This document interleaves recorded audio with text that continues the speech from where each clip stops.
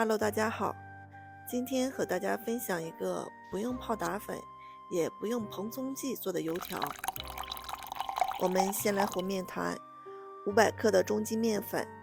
加上260毫升的纯牛奶，5克的食用盐，5克的酵母粉，3克的小苏打，最后加入20克的食用油。先用铲子把它们搅拌搅拌。接下来我们再打一个鸡蛋进去，继续的用铲子搅拌搅拌。这个方子的面团它比较粘手，我们最好就是先用铲子来搅拌它，把液体部分搅拌进去之后，我们再戴上手套，然后再把它的干粉揉进去。但是不要过分的去揉这个面团，以免就是面团起筋了，就是炸出来的油条它的口感不好吃。我们可以戴上手套，用手攥成拳头来踹这个面团，直到面团踹得比较光滑。面团踹光滑之后，我们可以抹上一层食用油，然后盖上保鲜膜。一般来讲，我们可以提前一天，就是前一天的晚上和好面团，然后放进冰箱冷藏1夜，第二天早上再拿出来用。第二天我们把面团取出来，稍微的室温回温一下，然后在面板上抹一层油。因为这个面团我们做油条的时候尽量不要使用干面粉，所以我们要在面板上多抹一些油，防止粘在一起。面板抹好油之后，我们把面团取出来，这里不要去揉面团，直接把它平铺在案板上，整理成一个长方形，然后用擀面杖轻轻地把它擀成一个长条。我们在擀的时候一边擀一边给它整形，使面皮的厚度和宽度均匀一些。擀好之后，我们用刀给它切成宽度大概1.5厘米左右的细条。大家可以从这个侧面来看一下这个面皮的厚度，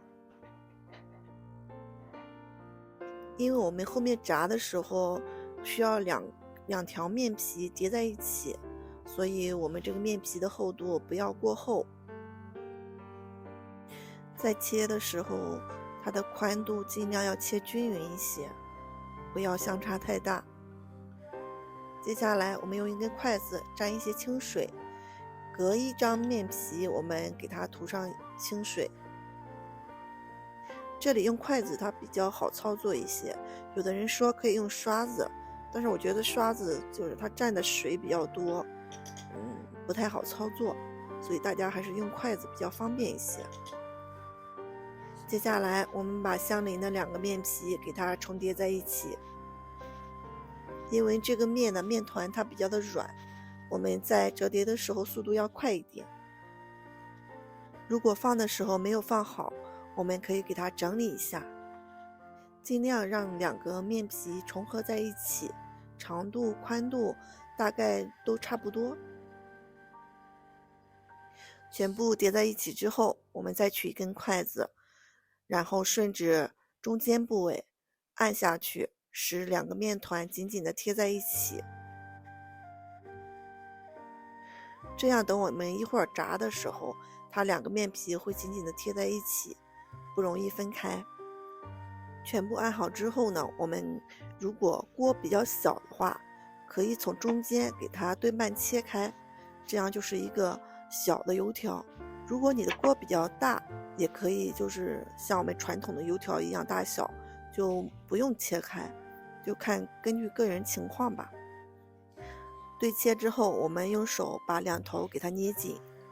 然后找一个合适的锅，倒入食用油，把油烧热之后，用一个小面团试一下油温，面团放进去之后迅速飘起来，这时候我们就可以下锅炸油条了。油条下锅的时候，我们要捏住2头，轻轻的稍微拉一下，然后把中间的位置先放进锅内，然后再把2头放进去。放进去之后，如果油温合适的话，它可以很快的漂浮起来。这时候我们用筷子快速的给它翻转，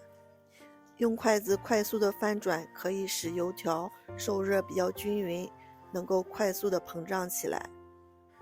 看，刚刚还是一个面团，现在已经膨胀起来了。炸到两面金黄，上色均匀就可以出锅了。香喷喷的油条，我们这时候就已经炸好了。大家看，没有添加蓬松剂和泡打粉，一样也能炸出蓬松而且个个空心的大油条。在北方，油条和豆浆简直就是早餐的绝配。盛一碗热豆浆，把油条掰成小段，放进豆浆里，沾满了豆浆的油条一口咬下去，豆香味儿还有油条的香味儿瞬间充满了整个口腔。这样的中式早餐你喜不喜欢？主要的是它做起来也很简单呀，只需要前一天晚上把面团做好，放进冰箱里，第二天早上起来几分钟就可以吃到酥酥脆脆的油条了。喜欢豆浆油条的小伙伴快去试试吧。好啦，今天的视频我们就分享到这里了，希望大家能够喜欢，我们下次再见，拜拜。